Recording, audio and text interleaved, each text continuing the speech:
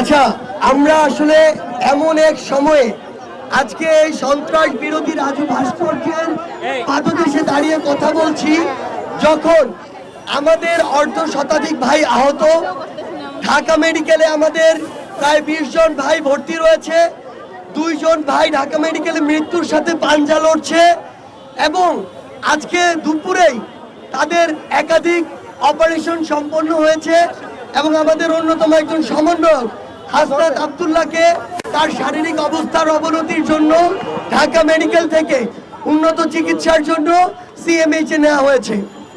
এখন আপনারা যদি একটু লক্ষ্য করেন যে আসলে এই পরিস্থিতি কিভাবে তৈরি হলো, আজকে বর্তমান বাংলাদেশের যে নবগঠিত অন্তর্বর্তীকালীন সরকার রয়েছে, সেই সরকার গঠনের 1 মাসও হয়নি। আমরা কখনোই বলবো না যে আপনি এই সরকারের সমালোচনা করবেন না, প্রশ্ন করবেন না, বরং আমরা আপনাদেরকে যৌক্তিক উপায়ে উৎসাহিত করি, এবং আমরাও চাই এই সরকারের যে কোনো যৌক্তিক সমালোচনা করতে, প্রশ্ন করতে।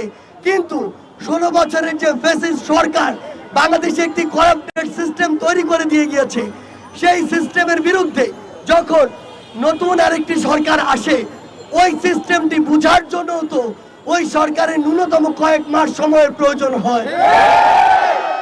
পাশাপাশি এই যে ফ্যাসিস্ট সরকার 16 বছরে আমলাতন্ত্র থেকে শুরু করে বাংলাদেশের প্রত্যেকটি সেক্টরে তার তোষামতকারী ও মদতপুষ্ট যাদেরকে বসিয়েছে, এখনো তো তাদেরকে সমূলে উৎপাটন করা যায়নি। এমন একটি জায়গায় দাঁড়িয়ে সরকারের সবার আগে প্রয়োজন এই সার্বিক অবস্থাটি বোঝা, যারা ওই ফ্যাসিস্ট সরকারের মদতপুষ্ট দুর্নীতিবাজ রয়েছে তাদেরকে ওই সিস্টেম থেকে উৎপাটন করা, এবং তারপরে সিস্টেমটি নতুন করে রিফরমেশনের দিকে যাওয়া।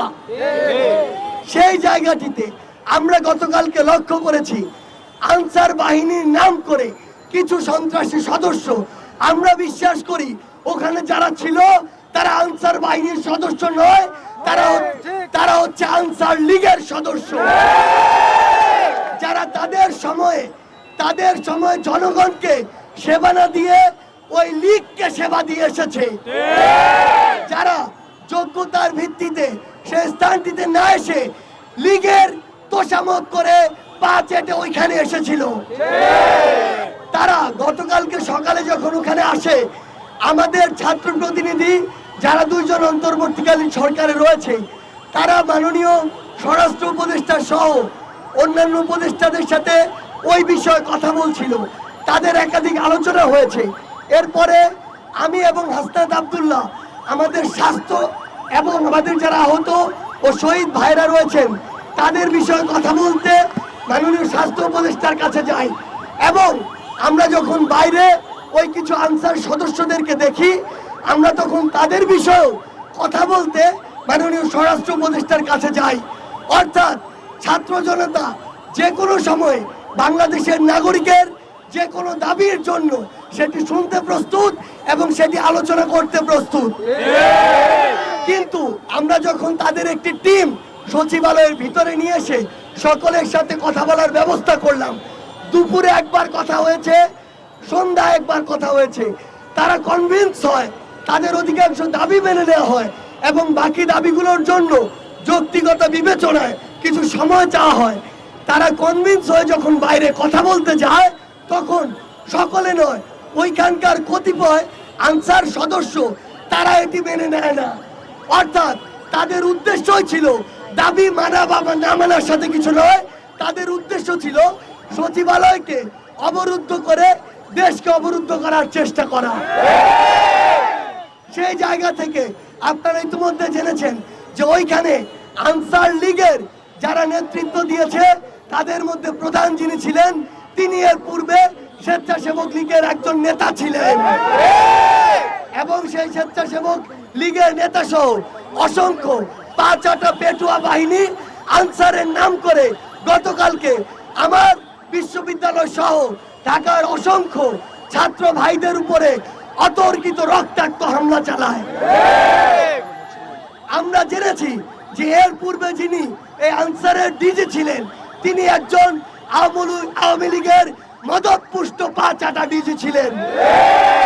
আমরা আমাদের জায়গা থেকে স্পষ্ট করে বলতে চাই, ওই পাঁচাটা ডিজিকে এই ছাত্রদের উপরে রক্তাক্ত হামলার জন্য অবশ্যই বিচারের আওতায় আনতে হবে। আমরা আমাদের জায়গা থেকে স্পষ্ট করে বলতে চাই, যে ফ্যাসিবাদের দোসররা এখনো বাংলাদেশের বিভিন্ন জায়গায় বসে বিভিন্ন ষড়যন্ত্র এবং নীল নকশার চেষ্টা করছে, তাদেরকে দ্রুত খুঁজে বের করে ওই জায়গা থেকে উৎপাটন করতে হবে। আমাদের জায়গা থেকে স্পষ্ট বার্তা, আমরা কাউকে যোগ্য বা যৌক্তিক সমালোচনায় ছাড় দিব না। আমরা মাননীয় স্বরাষ্ট্র উপদেষ্টাকে বলতে চাই, আপনি আমাদেরকে বলুন, 5 তারিখ চলে গিয়েছে, আজকে 26 তারিখ, এখনো পুলিশ কেন পুরো দমে মাঠে নেই? গতকালকে কেন ছাত্র জনতাকে যেতে হলো সচিবালয় প্রোটেকশন দেওয়ার জন্য? গতকালকে কিভাবে আনসার সদস্যরা আমার ছাত্র জনতার উপরে বুলেট নিক্ষেপ করলো? কিভাবে ওই আনসার সদস্য নামের আনসার লীগদের হাতে অবৈধ অস্ত্র গেল? আপনাদের খুঁজে বের করতে হবে তাদেরকে এই হামলা করার, বুলেট চালানোর অনুমতি কে দিয়েছে? আমাদের জায়গা থেকে স্পষ্ট বার্তা, অন্তর্বর্তীকালীন সরকারের কোন একজন উপদেষ্টা যদি তার দায়িত্ব পালনে নিজেকে যথেষ্ট যোগ্য এবং যতটুকু শ্রম দেওয়া প্রয়োজন ততটুকুর উপযুক্ত না মনে করে, তাহলে তার নিজে থেকেই এর চেয়ে ভালো একজন অপশন খুঁজে দেওয়া উচিত। আমাদের জায়গা থেকে আমরা স্পষ্ট করে বলতে চাই, গতকালকে আমাদের ভাইদের উপরে যারা হামলা করেছে, আমাদের ভাইদেরকে যারা আঘাত করেছে, রক্তাক্ত করেছে, অতি দ্রুত সময়ের মধ্যে তাদেরকে বিচারের আওতায় আনতে হবে। যে সকল আনসার লীগের সদস্যরা গতকালকে চক্রান্তের সাথে জড়িত ছিল এবং গতকালকের এই যে প্রোগ্রামটি ছিল এটিকে একটি চক্রান্তে নিয়ে যাওয়ার জন্য যারা ওইখানে সক্রিয় অংশগ্রহণ করেছে, তাদেরকে এই সকল প্রকার আনসারের সুযোগ সুবিধা থেকে অব্যাহতি দিতে হবে। এবং সবশেষে আমরা এটি বলবো যে আমাদের জায়গা থেকে স্পষ্ট বার্তা, এই যে 16 বছরে ফ্যাসিস্ট একটি সরকারের মাধ্যমে ফ্যাসিস্ট একটি প্রশাসন গড়ে উঠেছে, সেই ফ্যাসিস্ট প্রশাসন থেকে আওয়ামী লীগের যত দালাল তোষামতকারী পাঁচাটা রয়েছে তাদেরকে ওই জায়গাগুলো থেকে বহিষ্কার করতে হবে। এবং পরিশেষে আমার ছাত্র জনতা ভাই বোনদের উদ্দেশ্যে একটি কথাই বলবো, যদি যে কোনো সংকট তৈরি হয়, ওই ষড়যন্ত্রকারী ওই শকুনেরা যদি কোনো ষড়যন্ত্রের নীল নকশা করে কিংবা আমরা যদি এর মধ্যে কোনোভাবে আপতিত হই, গতকালকে যেভাবে আপনারা সমুদ্রের ঢেউয়ের মতো গিয়ে সকল চক্রান্তকে নস্যাৎ করেছেন, আগামীতেও 5 মিনিটের অ্যানাউন্সমেন্টে এমন করে সকল নীল নকশাকে আপনারা ধুলোয় মিশিয়ে দিলেন। আজকের মতো আমাদের এই বিক্ষোভ সমাবেশ আমরা এখানে শেষ করছি। বৈষম্য বিরোধী ছাত্র আন্দোলনের পক্ষ থেকে সকলকে আবারও সংগ্রামী শুভেচ্ছা। ইনকিলাব জিন্দাবাদ। ঢাকার বিভিন্ন প্রাইভেট বিশ্ববিদ্যালয় থেকে আমাদের যে সকল ভাইয়েরা আছেন তাদের প্রতি অসংখ্য ধন্যবাদ এবং কৃতজ্ঞতা প্রকাশ করছি। এছাড়া জগন্নাথ বিশ্ববিদ্যালয়, ঢাকা কলেজ, ইডেন কলেজ থেকে, আমাদের যে সাত কলেজ থেকে, ঢাকার বিভিন্ন কলেজ এবং বিশ্ববিদ্যালয় থেকে আজকের এই প্রতিবাদ সমাবেশে যারা এসেছেন সকলের প্রতি